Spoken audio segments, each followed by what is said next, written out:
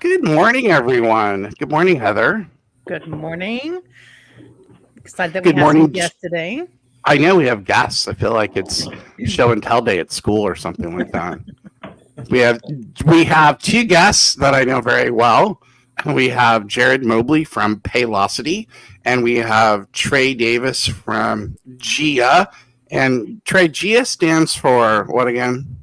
Galveston. GIA, Galveston Insurance Associates. We were founded on the island about 130 years ago, but nowadays most of our business is not on the island, but we're still called Galveston Insurance Associates. Well, it's a cool name. I like it. I had a friend named Gia once, and every time I say it, I always think of her. So, because I don't know that many Gias in the world. But yes, that was the reference that I always think of whenever I say it. So, Heather, you want to put up our slide? Yes, but we need Jarrod to introduce himself too. Oh, Jarrod needs to say something. Yeah, absolutely. Sorry. So, how horrible of me. Yeah, Jarrod Mobley, Paylocity. I've been with Paylocity for going on a little over 5 years now. Been in the industry for about 13 years. I've transitioned, hundreds of clients over to Paylocity, so I've seen a lot of different situations. And you've been like one of the people that goes on the trips and things, right? Yeah, fun, President's Club, all that fun stuff that comes along with being in a sales job. So he sells a lot. So he's really good at what he does. And so is Trey. Trey's really good too. I work with Trey at another company where he helped us transition out of a PEO, and it was a fantastic partnership. So we always like to have a piece of collateral up here. So it's Thrive Consulting, GIA Insurance, and Paylocity. And it's called Fractional HR Roundtable today. But what we're really going to talk about is getting out of a PEO when you are a company. And at some point, it makes sense to exit out of a PEO just because of the amount of cost that you have with a PEO and a number of other things. So we wanted to just talk a little bit about that and shed some light on that for people who may be in a PEO and think, I really should stay, or thinking about going, just to give you some information about, what you can do if you do exit. Now, Jarrod, I know you've done a lot of that. You want to maybe kick us off in terms of some things that people think about when they're exiting out of a PEO? Yeah, absolutely. So typically, there's some reasons for choosing a PEO, right? There's reasons you get in, and oftentimes, when you're looking at going into a PEO, maybe you're a smaller company, a smaller organization, and maybe you are looking for some affordable healthcare costs or workers' comp costs, et cetera. But once you hit a certain employee threshold, typically it makes sense to start evaluating what else is out there. And one of the reasons would be if you maybe are starting to approach that 30 to 50 employee count, because there's typically two different models when it comes to the payroll side. Because there's going to be there's the payroll piece and the HR piece, but then there's also the employee benefits piece. So I'll talk more on the payroll side of things and the HR side, because typically what you'll see is there's two pay models or invoicing models for a PEO. There's the per employee per month fee, but there's the most typical invoicing that I see, which is a total percent of payroll, which means that you're getting invoiced at X amount of percent on your overall payroll numbers. So if you have an average employee, maybe if you have 50 employees and your average employee pay might be $100,000 a year, you're getting invoiced on a percent of that $500,000, and that's going to be your invoice for it. So the point is, as you grow and your employee headcount grows, your invoicing is going to get higher and higher. And so it starts to make sense to, okay, maybe you've outgrown the PEO model and it's time to start looking at what else is out there as far as cost savings. Another reason would be technology, right? Because there's, aside from a PEO, typically the technology isn't great. And as you scale and want to improve technology and employee engagement, there are so many other systems out there that are far more advanced in technology when it comes to the PEO. So those are typically the two reasons why I see a reason to at least start evaluating what else is out there. Well, we use Paylocity to pay our employees, and it's great. We love everything that's in Paylocity. So I'm a big proponent of Paylocity and the tools that it has.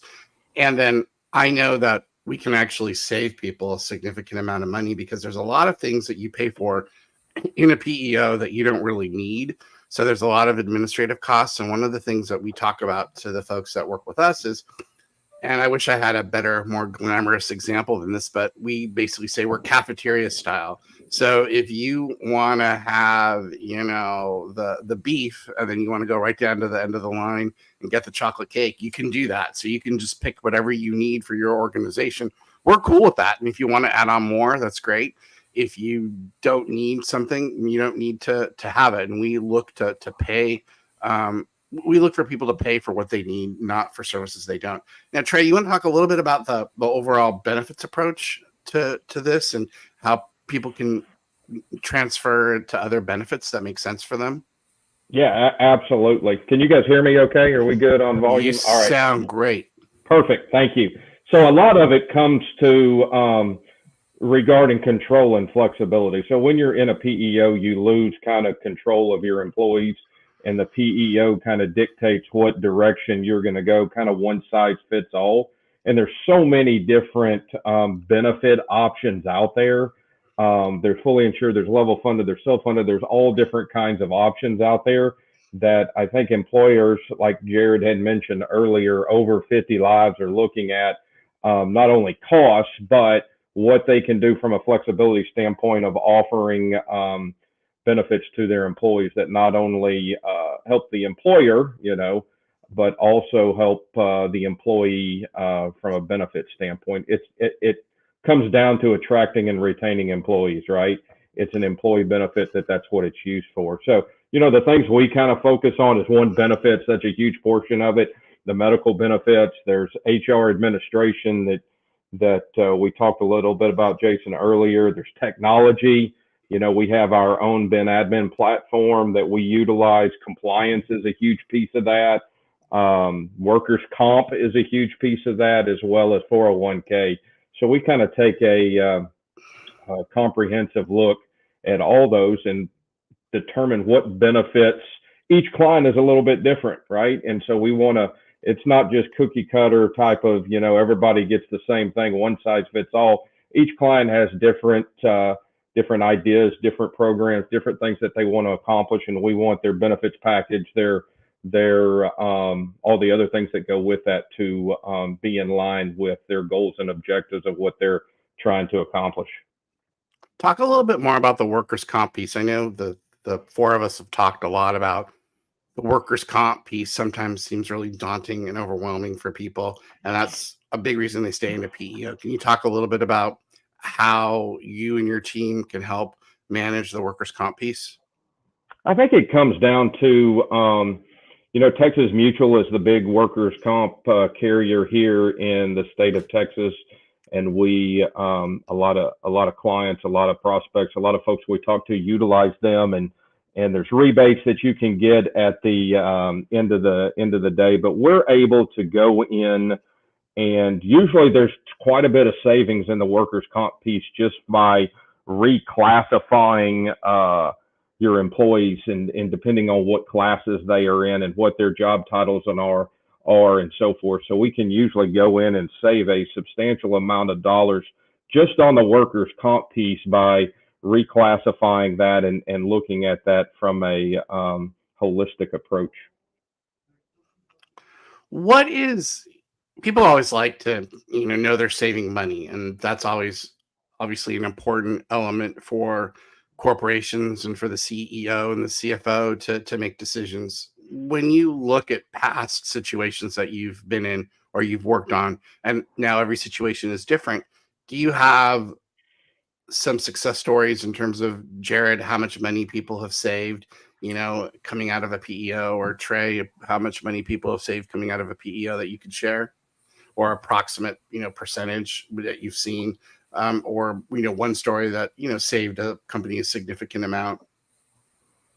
Jarrod, I'll go first. The one that comes to mind for me, it's about a 96 life industrial contractor that we recently pulled out of a PEO, and through workers' comp, through payroll, through admin, everything that the PEO did for them, we can do for them as well with our partners, with Jason at Thrive and Jarrod at Paylocity, and we saved them about $140,000 annually by making that switch. Yeah, that's fantastic. Jarrod, anything that you have? Yeah, I can think of one recently. Manufacturer, two tax ID manufacturer, 58 employees on Insperity, coming off and just looking to see what was out there, and come to find out they've been with they've been with the PEO for 10 years, and their rates increased to X amount over 10 years, and turns out they were paying a lot. And so on my end, I was able to save them over $100,000 a year on the payroll and HR side alone. And I think on the other side, I think it was close to $350,000 annually for benefits and workers' comp, et cetera. And so combined, nearly $500,000 worth of savings annually, while giving them better technology. And actually, I think better benefits as well. And that's not really an uncommon story at all. I know, Trey, when we worked together and we got out of a PEO that we were in, I think we saved almost like $200,000 that we saved when we pulled out and went with you. We went with another payroll company, well, not Paylocity, darn, sorry about that, but we saved a lot of money. So these aren't really very unusual stories. They happen quite a bit. So why do you think people are reluctant to leave? Just because of comfort, or they think it's going to be confusing? Why do you think people stay in a situation where when they could save a lot of money doing something different?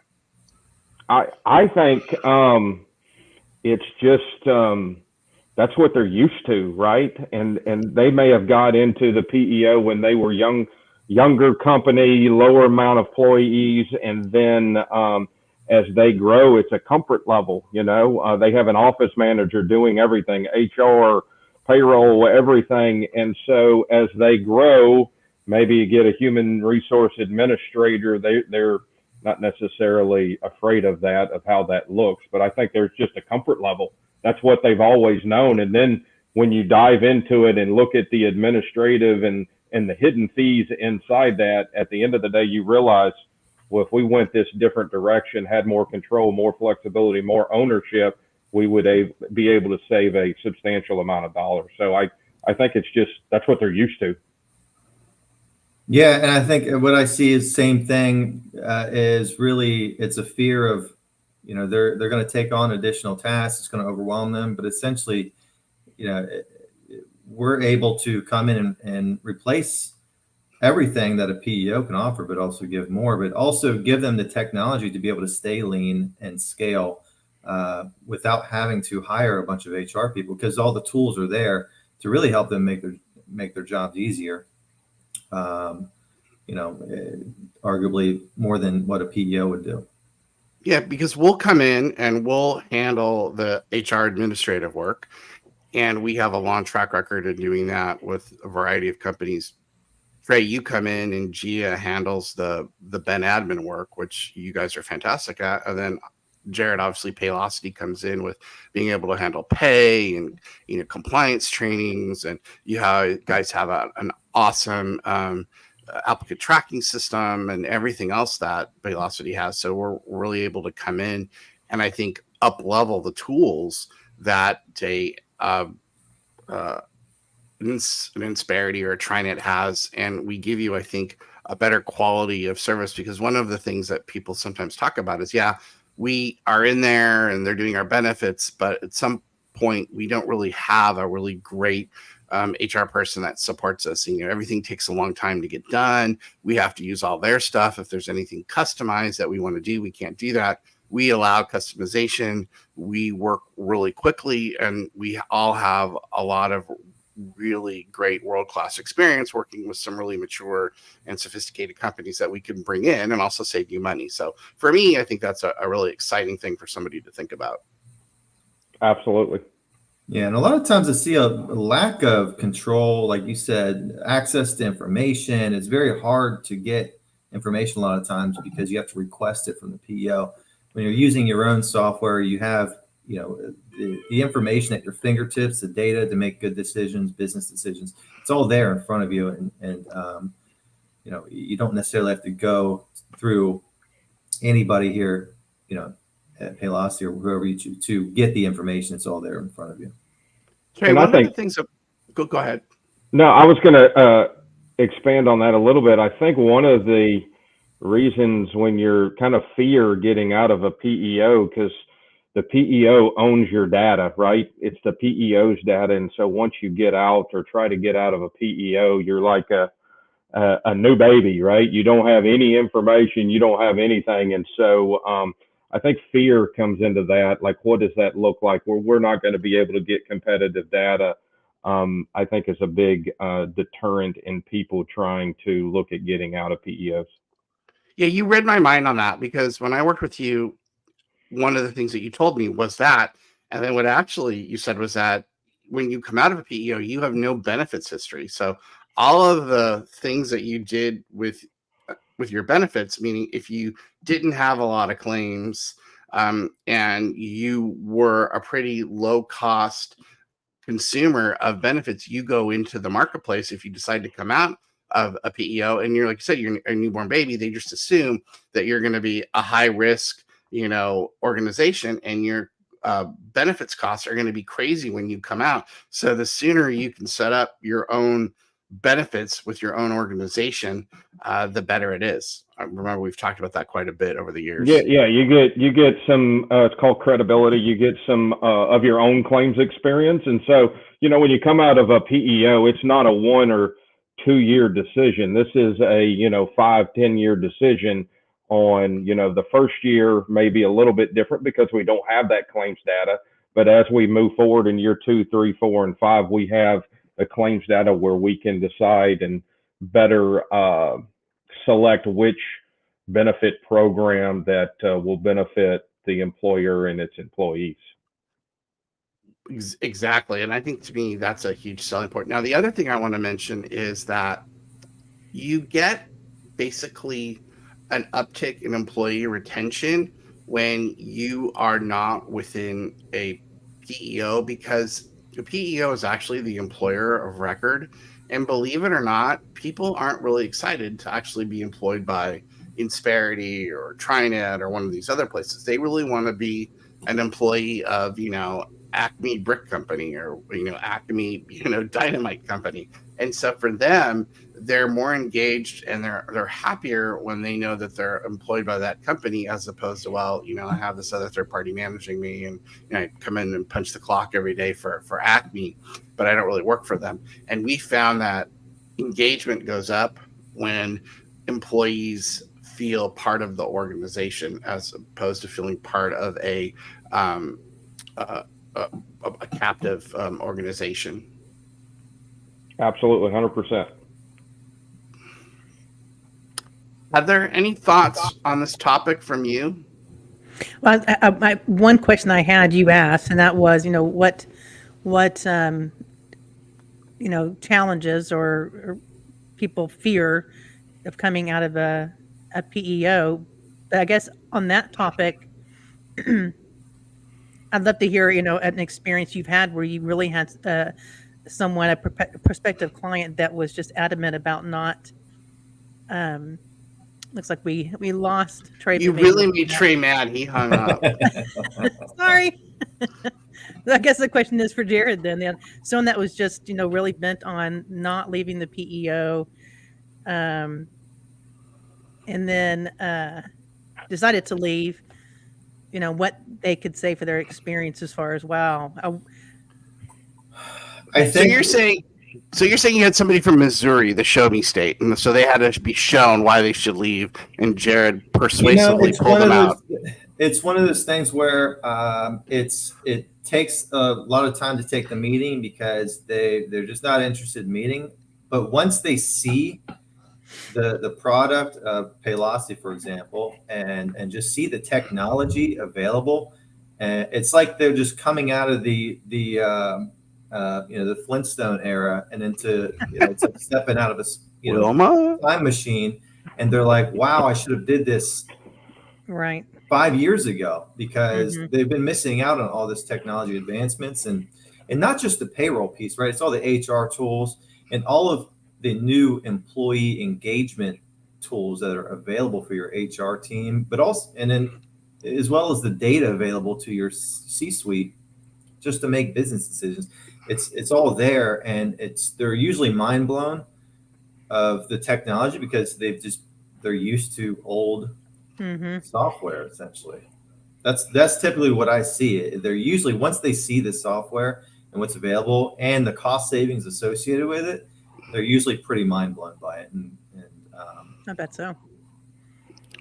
Yeah, and you have us come in, and we can, for instance, if we're helping run, HR, administrative work, or doing some HR strategic work for you, based upon our position in the marketplace, we can run data for you. We can tell you about some of the more, modern trends that are happening. We can identify things for you that potentially maybe that person who's in the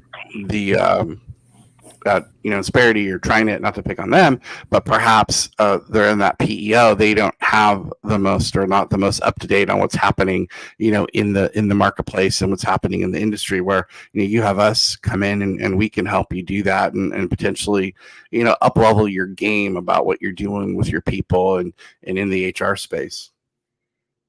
Exactly. All right. Well, how can we have folks reach out to you if they are interested in pursuing something like this? Jarrod, how do they get to you? How do they reach out to you? What's your contact information? So you can either contact me through LinkedIn. You could reach out to me on my LinkedIn page, message me, or you could reach out to me at my email, which is jmobley@paylocity.com.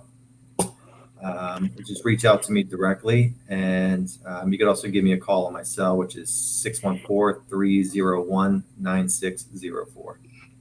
And Trey, how do folks get a hold of you? Absolutely. You can call me on my cell phone at 713-679-4422. My email address is trey.ey.davis@gia/tx.com. Or you can also message me on LinkedIn as well. Heather, how do they get you? You can email me at heather.simmons@thrivehrconsulting.com. And of course, just like with Trey and Jarrod, you can reach out to me via LinkedIn as well. And if you need to give me a shout, it's jason@thrivehrconsulting.com. We all work together. So if you're interested in checking this out, call one of us and you will get all three of us, and we'll be happy to talk you through this a little bit more. And I think that one of the things I will say is, at the end of the day, you're not going to be working with three different entities. We can structure these engagements so that there's one person, there's one HR person that you talk to that will allow you to work with both Trey and Jarrod and myself, and we wouldn't have you running to 3 or 4 different people. So if that's a concern, that's something we have available as well too. So anyway, thanks guys, I really appreciate it. Have a great rest of your week, and we look forward to talking more about this down the road. Awesome. Thank you, Jason. Appreciate it. All right, Thank you, Heather. Thanks guys. Bye.